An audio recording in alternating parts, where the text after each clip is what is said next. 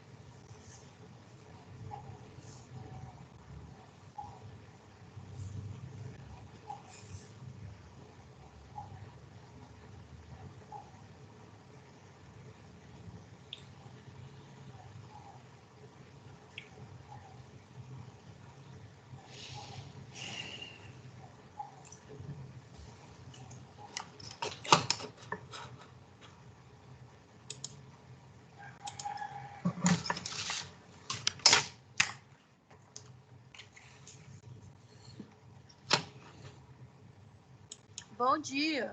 Bom dia, pessoal. Agora estamos começando a formar a nossa turma, né? Sempre está tendo... Bom dia. Sempre está tendo problema no AVA, né? Eu vou me disciplinar para colocar o link direto toda vez, porque o AVA não está adiantando. Estou aguardando agora alguns outros colegas chegando para a gente iniciar a nossa aula de hoje.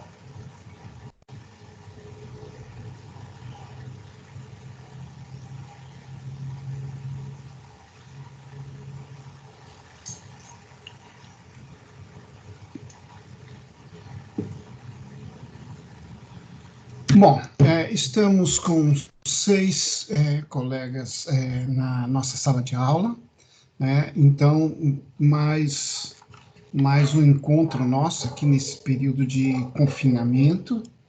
Hoje, nós vamos, no final da aula, repassar para vocês orientações em relação ao trabalho da avaliação oficial 1. Esse trabalho deverá ser entregue na quarta-feira da semana que vem, até às 18 horas. Portanto, em relação à disciplina do Urbanismo 1, vocês terão 2 dias a mais, né?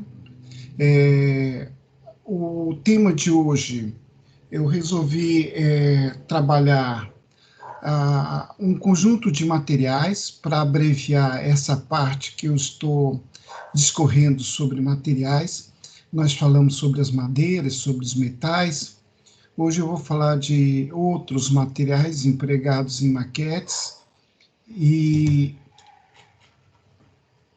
de tal forma que com isso a gente vai encerrar essa parte dedicada aos materiais. Lembrando que essa disciplina está sendo ministrada na parte teórico-conceitual do que for possível, e teremos, naturalmente, uma parte prática após o retorno das aulas. Inevitavelmente, nós vamos ter um conjunto de horas aulas necessárias de prática para que a gente conclua a disciplina de maquete. Por isso que ela tem um tempo menor do que a disciplina de urbanismo 1, por exemplo, porque não é possível, através deste canal, estar repassando todos os conteúdos de uma disciplina de maquete, correto? Bom, hoje eu vou falar de vários outros materiais que são empregados nas maquetes. Quando eu falo maquete, eu estou falando numa forma de expressão e representação em 3 dimensões de situações projetuais no campo da arquitetura ou do urbanismo, em que a maquete seja importante para facilitar o processo de comunicação. Essas maquetes, por vezes, são utilizadas para fins comerciais, para venda, né? Estão aí nos showrooms das imobiliárias, etc. Às vezes, maquetes são, de fato, necessárias para fins técnicos, isso nós já falamos, né? Para estudos estruturais, estudos de aerodinâmica, e também para uma melhor visualização e compreensão do projeto, né? A maquete é muito importante em, em diversas situações. Nem sempre é possível fazer maquete em função dos orçamentos. A maquete, naturalmente, encarece o custo do projeto, nem sempre a maquete é realizada. Mas queria chamar a atenção de vocês que, além desses usos que eu estou discorrendo aqui, nesse campo de maquete, nós podemos e devemos salientar a questão dos cenários, né? Os cenários são maquetes em verdadeira grandeza. A gente recria ambientes de forma efêmera, para um cenário de teatro, para um cenário num shopping center, para um cenário numa feira de exposição, o que seja. Não deixa de ser uma técnica de maquete, porque é feita uma representação de um espaço qualquer, de um cenário histórico, o que seja, e isso tudo é montado, né? Então, só salientando que esse campo da maquete tem uma aplicabilidade bastante vasta. Bom, os plásticos são... O mundo dos plásticos é um mundo muito complexo. Eu próprio não tenho assim, um conhecimento muito a fundo dessas tecnologias, como eu tenho, por exemplo, de uma certa forma, com relação aos materiais metálicos. Os materiais de plásticos, na sua grande maioria, são de origem petroquímica, ou seja, vêm do petróleo.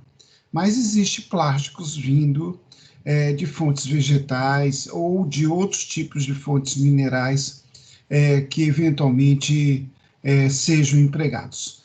Mas no nosso campo aqui das maquetes, a gente trabalha geralmente com 3 ou 4 tipos de plásticos que são os mais recorrentes no nosso dia a dia. Os acrílicos, né? Os PVCs, os acetatos, né? Principalmente estes. O acrílico é um material plástico de custo relativamente alto. Em geral, os acrílicos são mais caros que os vidros, por exemplo. Muita gente pensa que não, mas, na verdade, os acrílicos, considerando a mesma espessura, ele tende a ser mais caro que os vidros. Os acrílicos têm como vantagem, por isso eles são muito requisitados, serem bastante translúcidos, né? Eles têm uma limpidez muito grande, você consegue fazer com que a imagem repasse o material acrílico com bastante qualidade. Isso não vai acontecer no caso dos PVCs, nem no caso dos acetatos.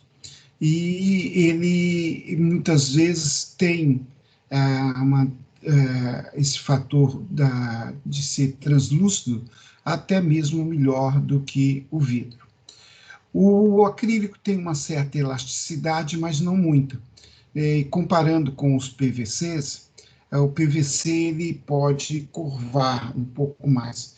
É bom lembrar que os PVCs é um material bem mais em conta que o acrílico, todavia ele não é tão translúcido como o acrílico, né? Ele tem, mesmo aqueles PVCs que sejam transparentes, eles não são tão translúcidos. Todavia, eles são mais maleáveis, eles conseguem fazer mais curvaturas. O acrílico, ele não é tão maleável quanto o PVC. Ele pode ser quebradiço, se a gente forçar demais, ele estala, ele quebra, né?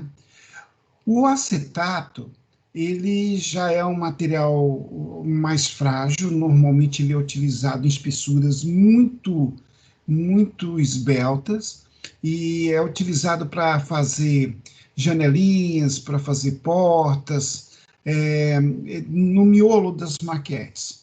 Os acrílicos e os PVCs também podem ser utilizados desta forma, mas muitas vezes são usados também para fazerem as cúpulas, né? As cúpulas de proteção das maquetes, e também alguns panos de vidros especiais, a gente utiliza o acrílico e o PVC, ou o PVC. O PVC, pessoal, é uma faixa de 2,5 vezes a 3 vezes mais barato, tá? Então, muitas vezes a gente está vendo um PVC e pensa que é um acrílico. Na verdade, comercialmente, as folhas de acrílico e as folhas de PVC são disponíveis na dimensão de 1 metro por 2 metros. Em situações especiais, essas dimensões podem serem maior. Aqui no nosso comércio em Teresina é 1 metro por 2 metros. Tanto o PVC quanto o acrílico. O PVC ele é muito comercializado também na sua em cores, leitoso ou em diversas cores opacas, azul, vermelho, etc., né? Enquanto que o acrílico, geralmente, 80, 90% dos casos, ele é comercializado transparente, né? Existem os acrílicos coloridos, esses acrílicos coloridos também têm uma qualidade de ser translúcido muito boa, são muito bonitos, chamam muito a atenção. Os PVCs coloridos perdem bastante.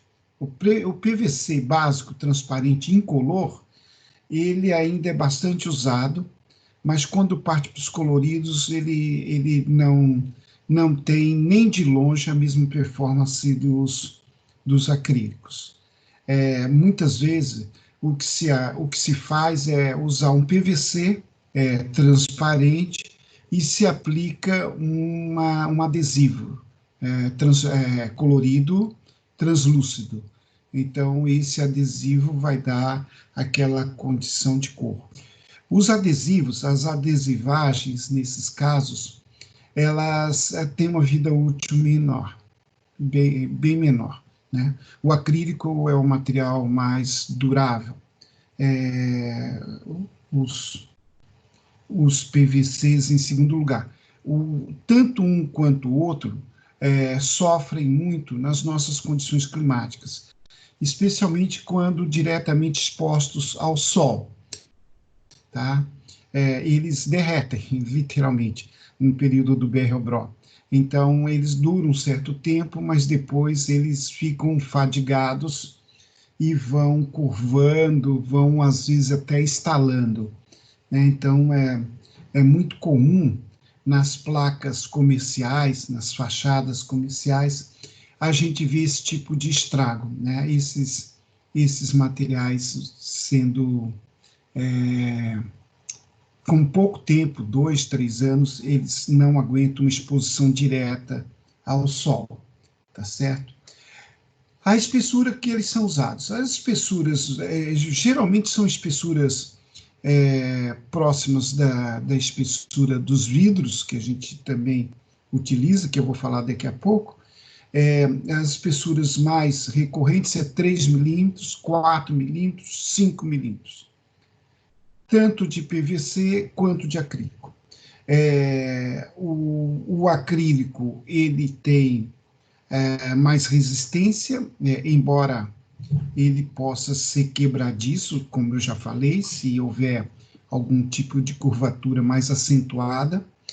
E a gente poderia fazer uma comparação, grosso modo. Um acrílico de 3 milímetros teria uma resistência aproximada de um PVC de 4, 5 milímetros.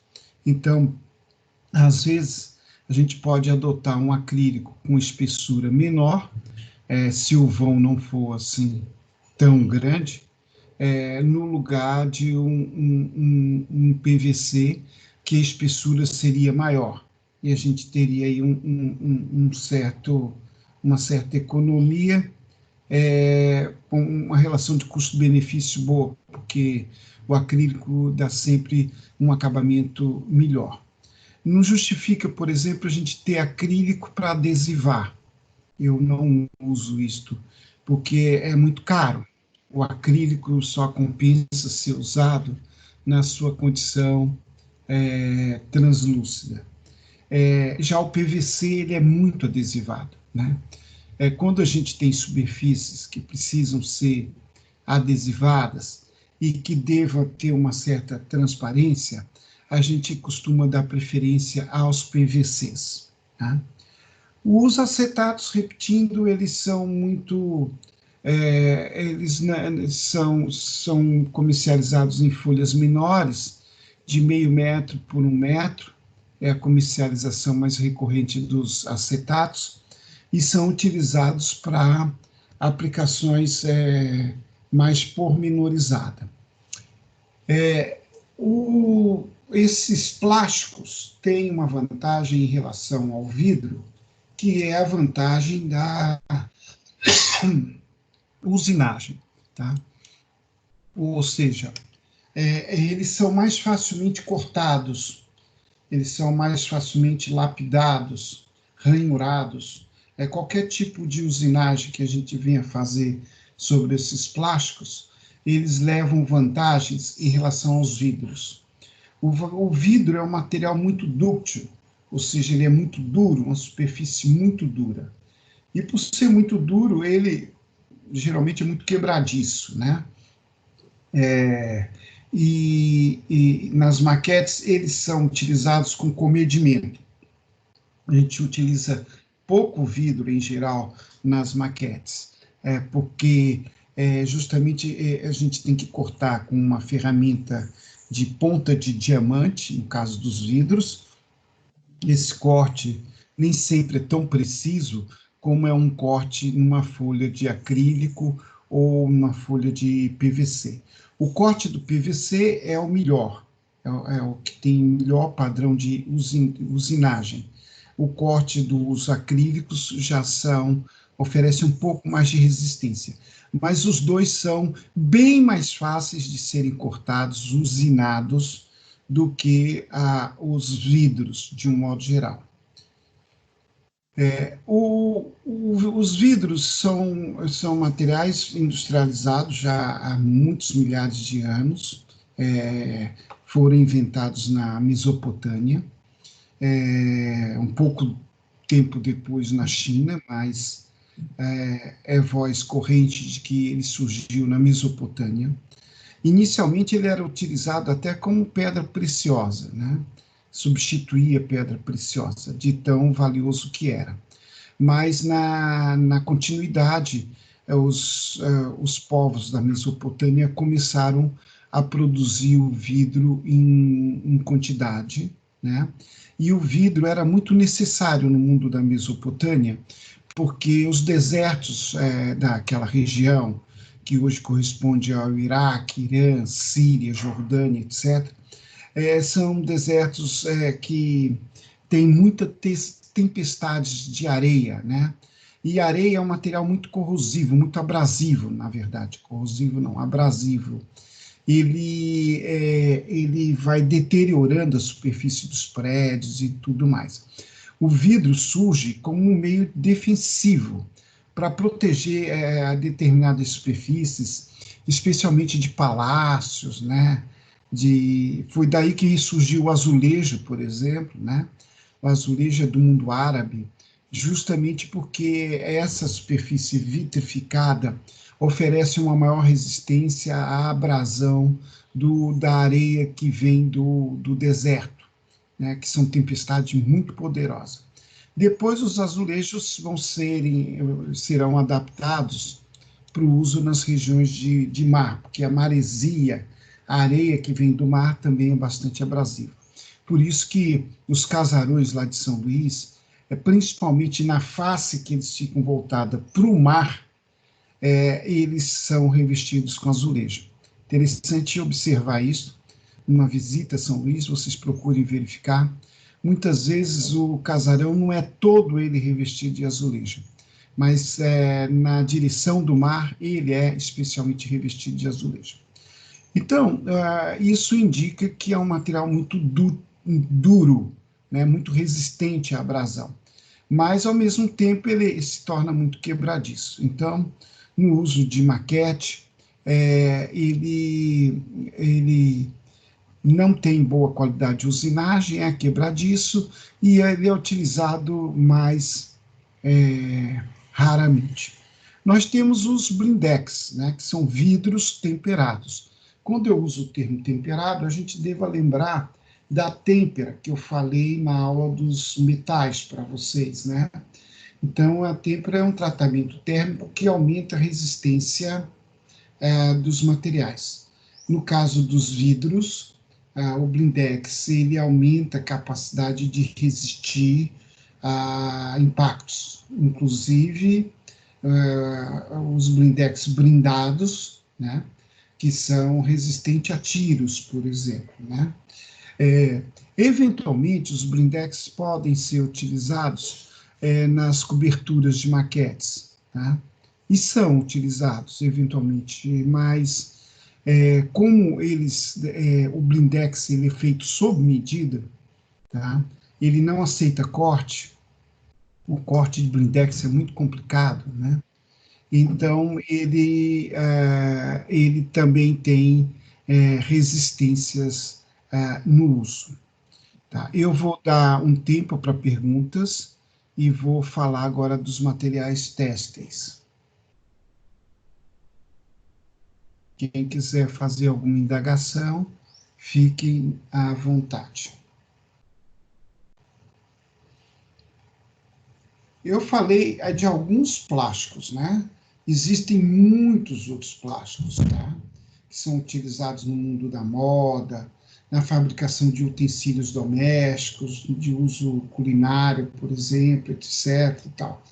Mas eu dei ênfase, naturalmente, aos plásticos que são mais usados na área de maquete.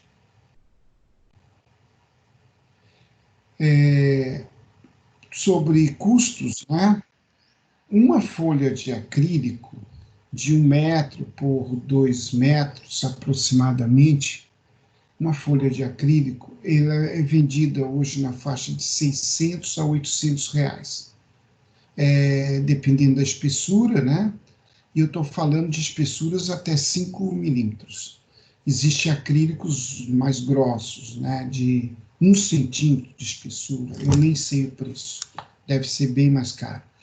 Mas é nessa faixa de preço. Em geral, os acrílicos são 50%, 60%, às vezes 70% mais caro do que o vidro correspondente. Isso é surpreendente, muita gente não imagina que um material plástico possa ser tão mais caro do que o vidro, mas são. O PVC não. O PVC, o preço cai a 200, 250 reais a folha, lembrando que a folha comercial é 1 metro por 2 metros. Várias casas de comércio vendem pedaços de 1 metro por 1 metro, meio metro por 1 metro, vendem retalhos, né? No atacado já é mais difícil de você comprar retalho, né? A gente pode comprar pela internet, mas aí só vem a folha inteira, eles não vendem o pedaço, né? E eu estou me referindo a esse custo de 700 a 800 reais a folha do acrílico de 4 milímetros, 3, 4 milímetros, tá? O custo é alto. E sendo colorido é mais alto, sendo incolor é mais baixo. Sendo opaco, leitoso, é mais barato, tá? A mesma coisa em relação aos PVCs, certo? Existe acetato colorido? Existe. Em Teresina existe? Não. Mal existe o acetato. Para comprar acetato em Teresina, às vezes a gente tem que bater perna, tá? Alguns materiais plásticos que são usados em maquetes, a gente tem que comprar fora. Em Teresina é muito restrito o comércio. Perguntas? Professor, Pois não, à vontade. no caso da gente fosse fazer uma maquete de um ginásio poliesportivo, quais eram os materiais plásticos assim que seriam mais adequados? No caso de um ginásio poliesportivo, a gente tem que ver a forma do ginásio, tá? É muito recorrente entre os ginásios poliesportivos a cobertura ser arqueada, né, ser em arco, tá? Então, esse arco pode dificultar o uso de alguns materiais, né? Por exemplo, o acrílico não aceitaria essa curvatura, né? O PVC já aceitaria. Se a telha que for cobrir o ginásio for uma telha ondulada, a gente tem o caso dos papelões, né? Existe em casas especializadas de maquete os papelões ondulados, micro-ondulados, com várias gramaturas, né? Eles podem ser mais grossos, mais finos e tal. Os papelões, eles são bastante indicados nesse caso, porque eles aceitam curvaturas com mais facilidade, tá? Se o ginásio for telha plana, a gente pode usar PVCs ou podemos usar bálsamo, que é aquela madeira bem fininha, bem leve, e que a grande vantagem do bálsamo nas maquetes é o fato deles serem muito facilmente cortados por estilete. A gente corta do jeito que quiser, bem rapidinho ali na hora, rápido, é prático, tá certo? O acrílico já exige um instrumental uma ferramenta mais especializada. Muitas vezes a gente tem que recorrer até mesmo a um profissional especialista, tá? O acrílico ele aceita corte de tico-tico, tá? Ou aceita corte das serras Starrett, né? Que é aquela serrinha amarela. Você pode usar o arco ou usar diretamente a serra. A gente usa muito em maquete aquela serra. Os dentes para o corte de acrílico ou mesmo de PVC têm que serem miúdos, não podem ser dentes graúdos, porque senão estala e dá um acabamento de borda muito ruim. Então a gente tem que optar por usinagens mais refinadas. Nas indústrias, existe corte a quente de acrílico e de PVC, que no caso das oficinas de maquete, a gente não tem como ter esse tipo de recurso. Então, não se faz corte a quente ou corte por guilhotina também, que é um corte mais preciso, tá certo? Mas, respondendo objetivamente, no caso dos ginásios, se usa mais papelão. Bom, vamos falar dos materiais têxteis. Bom, os materiais têxteis tem uma infinidade de materiais têxteis, né? Tem com base de algodão, base de linho e bases sintéticas, né? Esses materiais são de aplicação localizada nas maquetes, eles não são de larga a utilização, né? Eventualmente, quando você vai fazer maquete de interiores, né? Porque não existe maquete só de exteriores, existem as maquetes de interiores. Essas maquetes de interiores, a gente pode lançar a mão, muitas vezes, de materiais têxteis, como revestimentos, cortinados, tapetes, etc.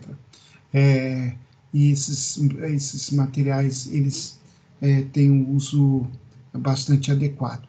Também, quando a gente vai reproduzir tendas, né, a gente pode utilizar determinados tipos de materiais têxteis.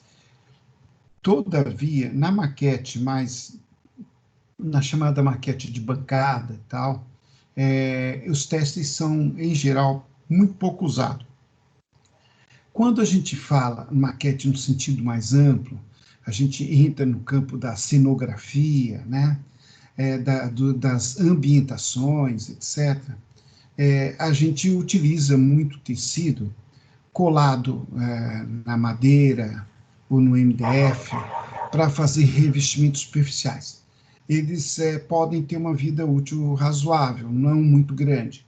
Eles podem, depois de serem colados nas paredes, receberem uma resina, um verniz, que permite que a vida útil seja maior. Podemos usar da mesma forma o papel de parede, por exemplo, né? Mas se usa muito hoje em dia o revestimento de tecido, tá? O tecido dá um bom caimento, é fácil de esticar, a gente pode esticar com grampeadores, com as chamadas pistolas, eles têm um assentamento bom na superfície. Os materiais têxteis ajudam a esconder defeitos superficiais e são muito bons quando aplicados em superfícies curvas. Eles aceitam a curvatura com mais facilidade. Um outro modo muito interessante de aplicar os materiais têxteis são com cola branca, né? A gente encharca simplesmente de cola branca e ela vai assentando na madeira. Não é muito fácil fazer isto, tem que ter um certo treinamento, mas isso é bastante utilizado. Interessante que muitos cenários hoje, cenários de exposição, cenários de exposição de arte, exposições industriais, né, etc., muitas vezes se prefere revestir com tecido do que pintar, né? A pintura é suja, a pintura é complicada, tem um tempo de espera, tem 2 mãos, às vezes tem 3 mãos, então, muitas vezes, a gente tem a opção do revestimento de tecido. Eu uso muitos revestimentos de tecido, muito mesmo, tá? E especialmente os tecidos mais baratos, né? Os tecidos na faixa de R$6 o metro, R$5 o metro, no máximo R$15 o metro. A gente tem tecidos de luxo que não se aplicam no caso, porque o custo sai muito alto, tá? Quando o tecido é mais inferior, ele chega a custar R$2, R$3, R$4 o metro. Então, o custo na ponta do lápis sai mais em conta do que você pintar, porque a pintura exige o preparo da parede, né? E existem algumas demães, etc. E gasta tempo, né? O revestimento com tecido ele é mais rápido, né? Mas nem sempre o tecido é a melhor solução. A gente tem que ver cada caso direitinho, estudar direitinho e escolher o que seja mais adequado. Ana Oliveira acabou de entrar aqui no grupo. Ana, desliga seu microfone aí, que a gente está ouvindo zoada de carro aqui. Desculpa, professor. À vontade. Pronto. Então, e de tal forma que os materiais têxteis são bastante aplicados. Existem os materiais têxteis sintéticos, né? Que são as napas, os corvins, os plásticos, né? As lonas, né, chamadas, esses materiais também são muito utilizados, né? Nesse caso, as colas que se usam são as colas fórmicas, são mais difíceis de serem aplicadas, porque essas colas exigem, a que a gente chama de cola de contato. Eu tenho que aplicar a cola de um lado, no plástico, no caso, e cola na superfície que vai receber.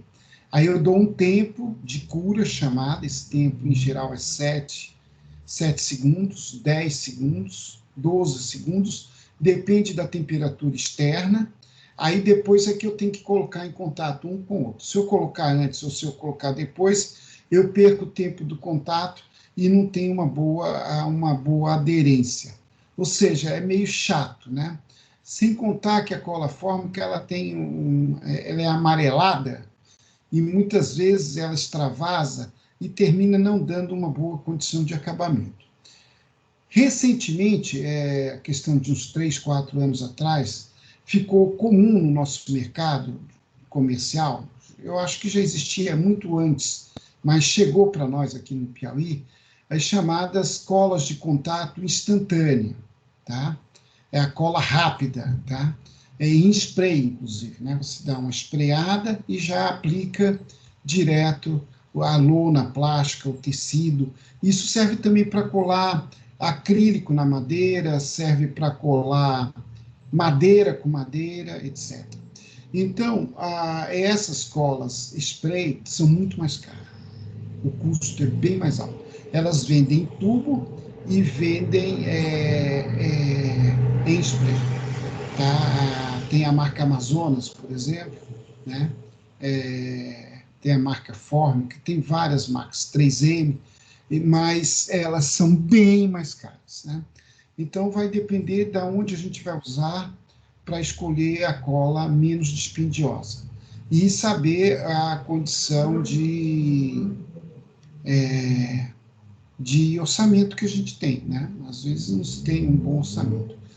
Quando eu estico o tecido normal, de algodão, de linho, etc., até que tem alguma composição sintética no meio também, eu uso, quando a superfície é plana, não uso cola nenhuma, só estico e grampeio. Tá? Só estico e grampeio. Quando eu vou pegar esses mesmos tecidos de fibras naturais, vamos dizer assim, ou de fibras sintéticas, microfibras sintéticas, eu posso usar a cola branca, a cola branca de marcenaria convencional, né? Essa cola branca me dá aderência suficiente.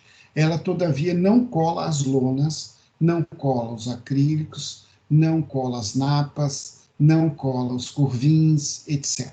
Muitas vezes a gente quer revestir de napa, de corvim, etc., porque esses materiais são impermeáveis. Além do que, eles, às vezes, dão uma condição de acabamento superficial que a gente deseja, né? Por exemplo, se a gente quer fazer uma imitação de acabamento metálico, né?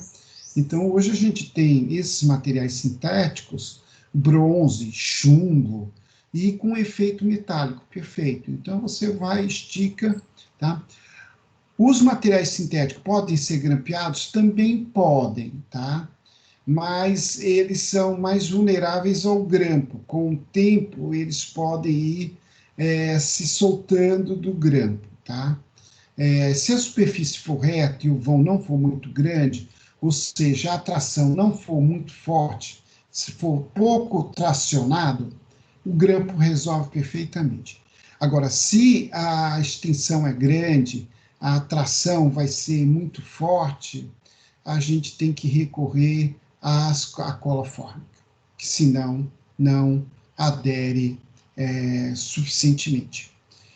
Lembrando que a gente tem outras colas que nós usamos, cola de isopor, né? Foi uma lacuna, esqueci de falar dos isopores nos materiais plásticos, mas está em tempo, tá? Isopor é muito utilizado em maquete, muito, muito. Todo estudante de arquitetura trabalha com isopor. Se a gente tivesse confinado, como estamos, mas fosse possível comprar isopor, a gente iria fazer alguns exercícios com isopor à distância, mas não é possível, porque nem todo mundo vai ter acesso a isopor, e o comércio está fechado. Quem sabe mais a tempo, quando o pior passar, a gente comece gradativamente a abrir o comércio, a gente pode, mesmo à distância, começar a fazer nossos exercícios, porque a aula em vídeo permite eu visualizar o que vocês estão fazendo, um por um, sem problema nenhum. Mas isso é, por enquanto, só uma idealização, só, quem sabe, mais na frente. Mas os isopores é um material também de origem petroquímica que é muito fácil de moldar, de cortar, né? Esses isopores têm várias classificações. A principal classificação é o grão dele, né? Tem o que eles chamam de isopor de baixa densidade, quando ele é bem fofinho, grão são as bolinhas, às vezes ficam até uns buraquinhos entre essas bolinhas. É um isopor muito frágil, ele é mais utilizado para proteção de embalagem, de produtos leves, né? É utilizado para enchimentos, etc. Eu tenho os isopores de média densidade, que são os isopores que a gente mais compra, né? Quem faz maquete para aniversário de criança, que aqueles enfeites de aniversário de criança, é uma maquete. É uma maquete de fantasia, não segue rigidamente proporção e tudo mais, mas é uma maquete, literalmente é uma maquete. Então, esses isopores que são mais disponíveis no comércio são os de média resistência, tá? Então, eles têm um peso médio, né? Um peso relativo. Os grãos já são um pouco mais compactados, tá? Mas eles não servem para as nossas maquetes mais profissionais. O corte, quando a gente corta, o acabamento de topo fica muito esfarientozinho, fica soltando o grão ainda, né? Quando o estilete está bem amolado, ele é novinho, o corte é uma beleza. Mas o isopor, ele é ótimo para cegar estilete. O isopor, se você quiser cegar um estilete, usa algumas vezes o estilete no isopor, que ele já começa a ficar meio cego. Por isso que, quando compra o estilete, já vem aqueles refios, né? Porque ele costuma cegar. Não é só porque ele vai quebrando, não. É porque ele cega mesmo, né? Muitas vezes, quando a gente vai cortar um isopor mais espesso, né, de 3 centímetros, de 4 centímetros, a gente no corte usa o fio o fio do estilete numa extensão maior. Então, ele cega por inteiro, ele não cega só a ponta, ele cega ali por inteiro, não tem jeito. Muitas vezes, eu tenho alguns operários que trabalham comigo, não são nem operários, são artistas, né? Tem a Poliara. A Poliara é o cão no isopor. É a pessoa que eu conheço que melhor trabalha isopor em Teresina. Tá? Ela faz bonequinhos de isopor e tal. Então, ela odeia estilete, ela trabalha com facas. Ela tem a coleção de facas dela. Né? Ela mesma afia e tudo. Tem as facas, lembra aquelas facas japonesas bem delicadas e tal. E ela usa também muito instrumento de talha. Existe nas lojas especializadas uns estojos próprios para talha. Ela também utiliza. Só que os instrumentos de talha são muito caros, né? E cegam também. Com o tempo vai sempre cegar. E são mais difíceis de serem amolados, tá? Outra forma de cortar o isopor é aquele fio, um fiozinho de arame bem fininho, e que a gente liga na energia, ele fica incandescente e ele corta isopor, mas não dá um bom acabamento, tá? Serve para a gente fazer cortes rápidos, cortes maiores, a gente utiliza aquele instrumento. Tem deles de bancada, eu tenho na minha oficina deles de bancada, né? Mas o pessoal que trabalha mais com isopor não usa muito, não, prefere mais a faca mesmo, tá? Quando o corte é grosseiro, usa até a estarrete. O isopor que a gente vai usar, afinal de contas, é o isopor de alta densidade. Tem o de altíssima densidade e tem o de alta densidade, tá? Esses isopores são mais raros em Teresina. Antigamente existia ali na rua Paissandu uma casa especializada em isopor, era ótimo, muito boa. Não sei por que fechou, certamente o nosso mercado é meio fraco, terminou fechando. As casas que vendem isopor hoje dificilmente vendem isopor de alta densidade, né? Então, às vezes a gente tem que comprar fora. Eu compro em Fortaleza quando preciso. A gente usa isopor eventualmente, não é um uso assim muito recorrente, tá? Mas quando precisa, a gente tem que comprar em Fortaleza, que tem casa especializada. Qual a vantagem do isopor de alta densidade? Tá? A usinagem. Tá? Usinagem, pessoal, eu uso muito essa palavra usinagem. Usinagem é toda e qualquer operação que implique em devastar o material, em cortar o material, em lixar o material, em cortar em duas partes, em furar o material, em tornear o material.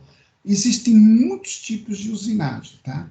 Quando eu vou usinar o material, o isopor de média densidade, ele não me dá qualidade de acabamento. Alguém pode dizer, mas depois eu posso lixar. Pode.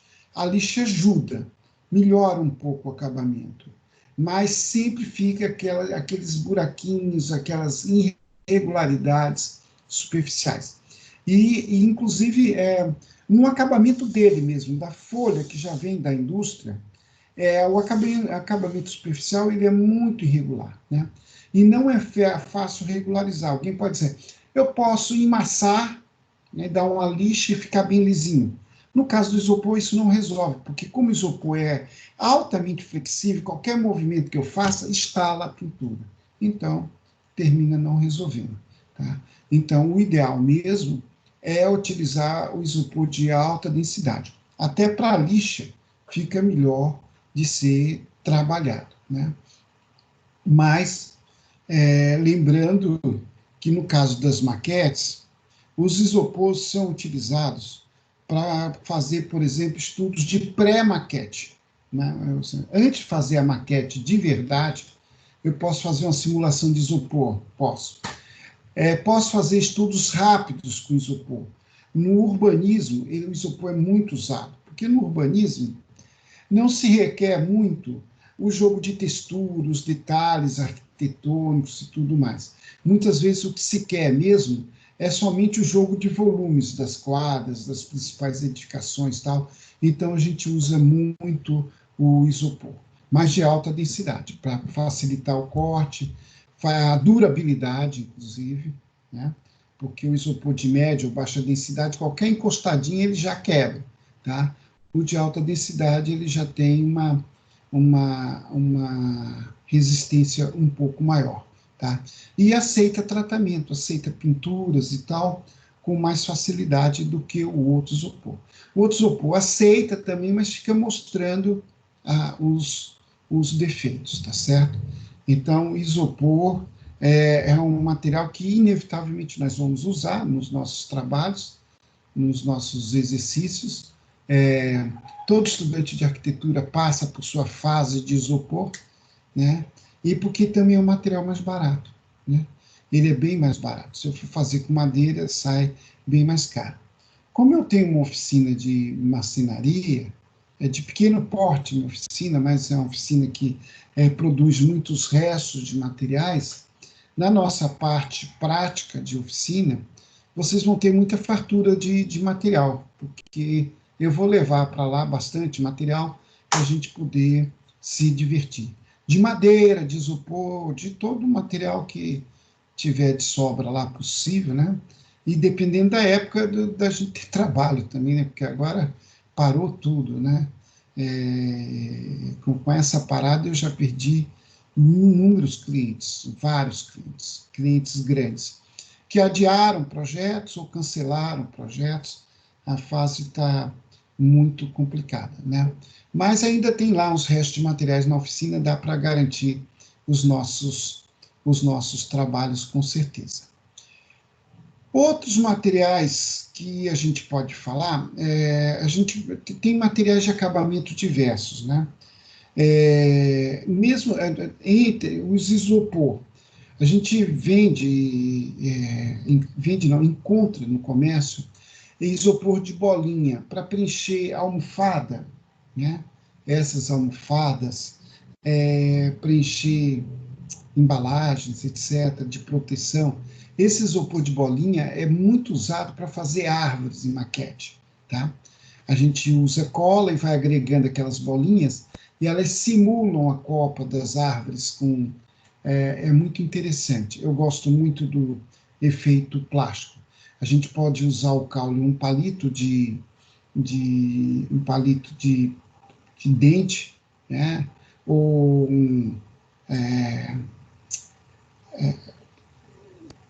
essa hastezinha de picolé, palito de picolé também, a gente pode cortar, moldar, etc., né, e fazer a copazinha, né? Lembrando, eu falei isso na aula das madeiras, que a gente tem perfis em madeira, próprio para maquete em loja especializada. Então, eu tenho tarugos, a gente chama tarugos de madeira, com um diâmetro de meio centímetro, de 2,5 milímetros, né, de 1 centímetro. Então, esses são redondos, esses tarugos, ou pode ser quadrados, retangulares, triangulares, do jeito que quiser. E eles servem também para fazer, eventualmente, caules de árvores em maquetes urbanas, tá certo? Enfim, outros materiais são usados. Eu falei para vocês do Lucas, logo acho que na primeira aula, na segunda aula, que é o aluno mais brilhante que eu tive de maquete, é o profissional mais brilhante de maquete que tem em Teresina hoje. Ele hoje já é arquiteto, né? Porque ele é um artista, ele trabalha como se fosse um escultor, né? E ele, no momento, está trabalhando em home office, está fazendo as maquetes para mim, miniaturas de interiores. Ele faz maquete de cadeira, de máquina de costura, do que você imaginar, tamanhos pequenininhos e tal, né? E ele usa os mais diferentes materiais. Ele desconstrói objetos para aproveitar materiais. Ele vai muito em casas de bijuteria, né? Casa de bijuteria, para eles, é ótimo. E ele pega material também de lixo eletrônico, esses materiais de computador, sobra, tal. Ele recicla e utiliza tudo isso nos acabamentos, nos adereços, nos adornos, no que você for imaginar. Existe também, ali na região do Mercado Velho, algumas casas que têm esses adornos feito de gesso ou de material sintético. Você compra volutas, compra medalhões, compra escudos, compra capitéis, você pode comprar vários tipos de componentes arquitetônicos ou componentes que simulam, aliás, objetos que simulam componentes arquitetônicos e fazer uma apropriação desses objetos na maquete de arquitetura, principalmente de interiores, mas de exterior também. A gente vai ver que se emprega muitos materiais alternativos, inclusive materiais naturais também, né? Algumas fibras, algumas sementes naturais, isso tudo pode ser empregado nas maquetes, né? Deixa eu me lembrar de algum outro local.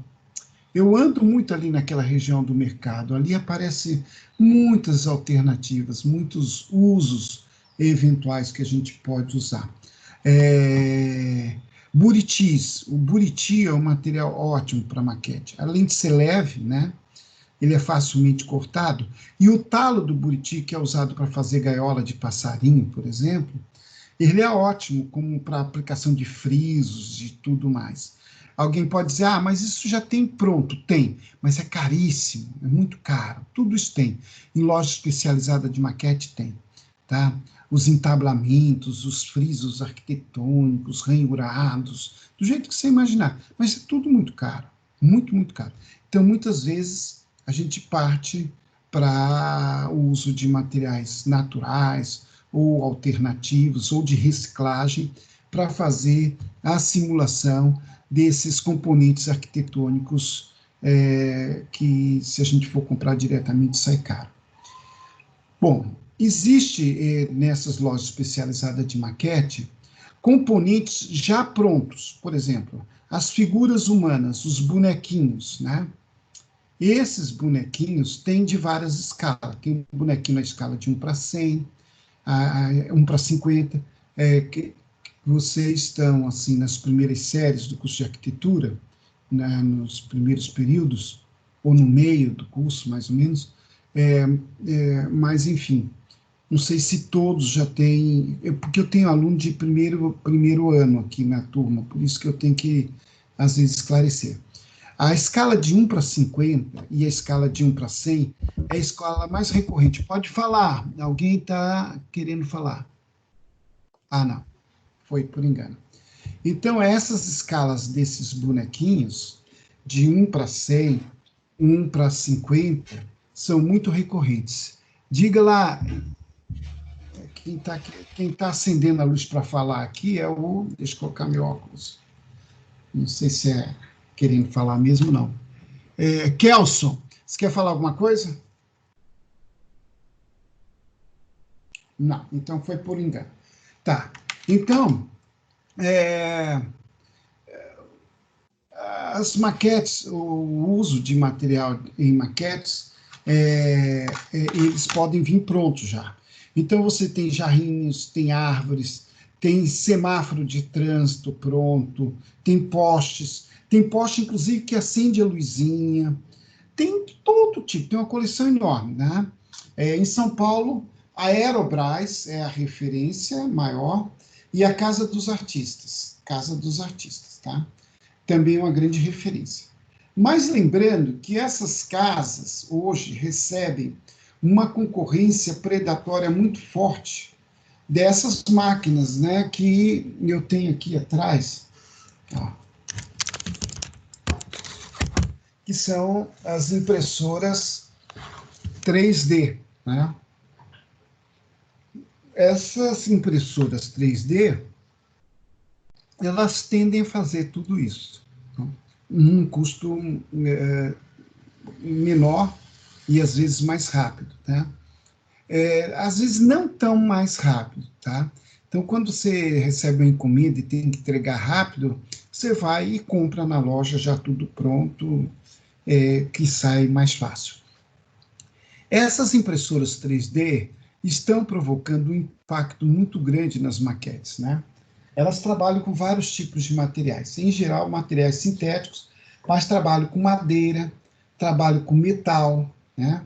E isso possibilita um acabamento superficial fidedigno, né? Bastante igual, bastante próximo da realidade. Então, o futuro vai ser essas impressoras 3D, né?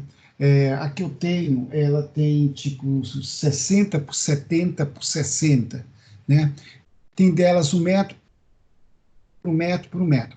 A faculdade recebeu uma dessa, igualzinha a minha, mais ou menos igual a minha.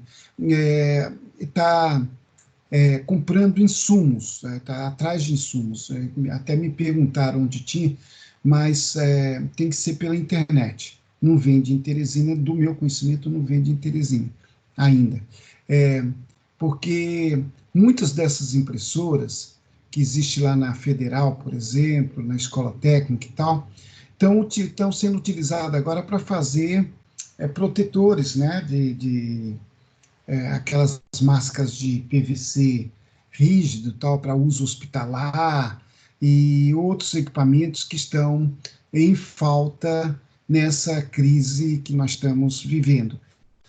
E essas impressoras têm esta capacidade, né? As maquetes com impressora perdem sempre em termos de qualidade, eu digo assim, das maquetes artesanais. As maquetes artesanais vão ter sempre sua magia, não tem jeito, né? Ela tem uma diversidade, uma riqueza, né? Muito, muito interessante. Mas a 3D é uma maquete mais pasteurizada, né? Ela consegue, inclusive, requintes de detalhes que muitas vezes o artesão não consegue. Mas ela é dura, de alguma forma, ela ainda é dura. Então, o que eu aconselho, no momento, é a gente fazer, né, uma solução mista, né?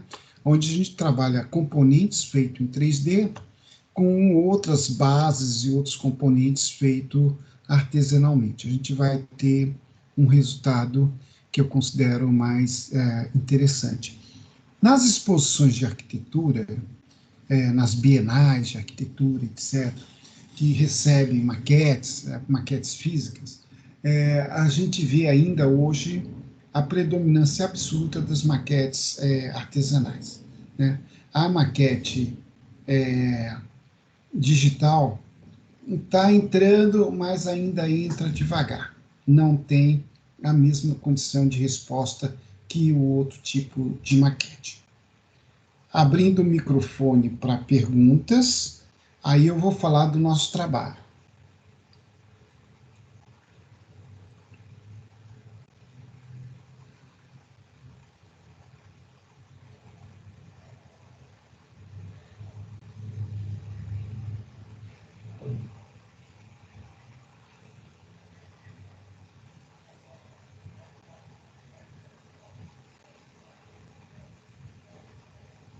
Bom, vamos agora falar do nosso trabalho. O nosso trabalho é individual, tá? Não dá para fazer trabalho em equipe ainda, né? Pelo problema do distanciamento. Ele é individual, vai ser um trabalho escrito, de 1 a 2 páginas. É um trabalho pequeno, por ser individual, eu vou evitar que o trabalho seja muito grande. Pois não. Pode falar. Estou ouvindo, Luane. Professor? Estou ouvindo. Você está me ouvindo? A voz está um pouco fragmentada. Tente de novo, Luane. Tente. A gente tem tido problema de rede, né? Geral, porque o confinamento fez com que o uso da rede fique muito intenso. Eu não sei se é isso que está gerando problema. Mas, assim, eu vou discorrer sobre o trabalho aqui, e tudo isso eu vou colocar por escrito no nosso grupo, correto? Bom, trabalho é individual, um texto de 1 a 2 páginas. Diga, Luana.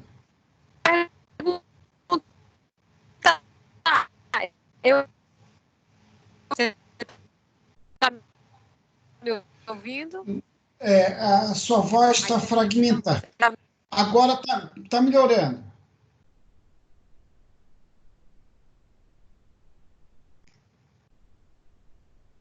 Não.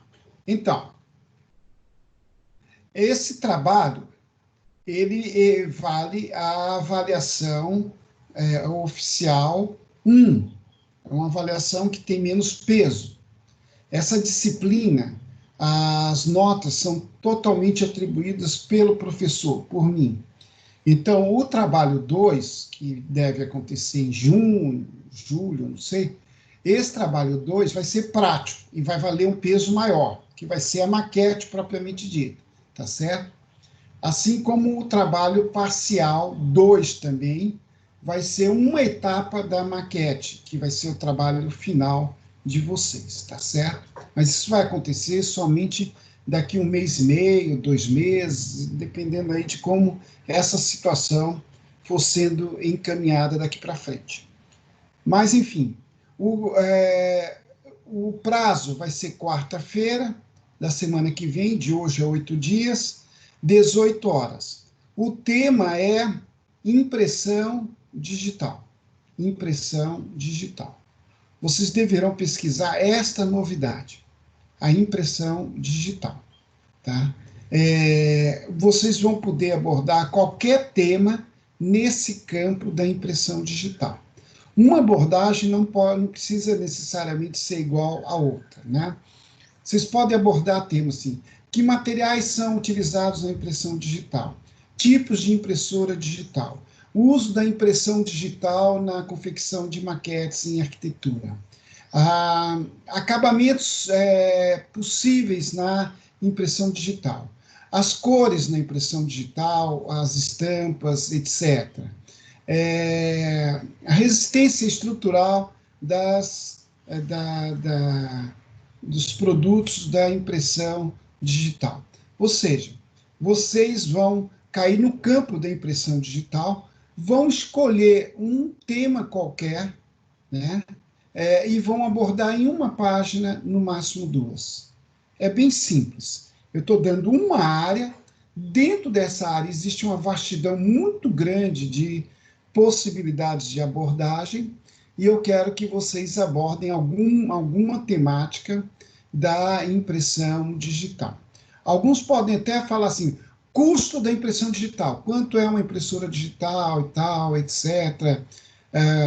Uma impressora digital, quais são os acessórios, componentes, como é que ela funciona e tal. Então, o que eu quero dizer é que existe muitas possibilidades de abordagem deste tema. Eu quero que vocês façam uma abordagem, cada um de vocês, uma ou outra vai ser repetida, não tem problema, tá certo? E me entreguem até quarta-feira da semana que vem, de 1 a 2 páginas. É este o trabalho proposto, é um trabalho simples, de fácil consulta na internet, porque esse é um tema que bola da vez, está bastante comum na internet, essas consultas, e tragam essa contribuição, correto? Dúvidas? Professor, o trabalho pode ser digitado? Pode ser digitado. Vocês vão mandar digitados, de preferência. Quem tiver dificuldade de computador, pode mandar manuscrito e fotografia, não tem problema, estou aceitando tudo. Mas vão mandar para o meu e-mail. Por que vão mandar para o meu e-mail? Para que cada um tenha acesso. Eu não vou disponibilizar o trabalho de todos para todo mundo, né? Porque tem gente que quer ter o seu sigilo, não quer que o trabalho fique sendo vasculhado pelo pessoal. E além do que, quem mandar primeiro pode servir de referência para quem ainda não entregou o trabalho. Então, entrega para o meu e-mail, porque só eu vejo, tá certo? O meu e-mail eu já disponibilizei na página da turma, mas vou disponibilizar de novo quando eu colocar esse trabalho por escrito, formalmente, na página do grupo.